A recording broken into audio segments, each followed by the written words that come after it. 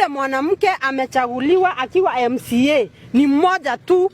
Ndio mjue wa mama hapa Meru County tumefinyiliwa na tumedhulumiwa kabisa. Wanaume wanatutaka tu tuwafulie nguo, tuwapikie na tuwashughulikie usiku.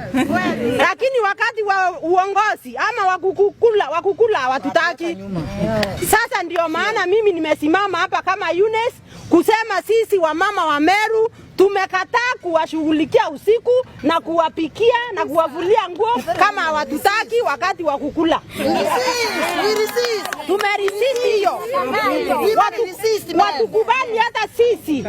Watukubali hata sisi wakati wa viongozi tutaongoza na tutawashughulikia vizuri.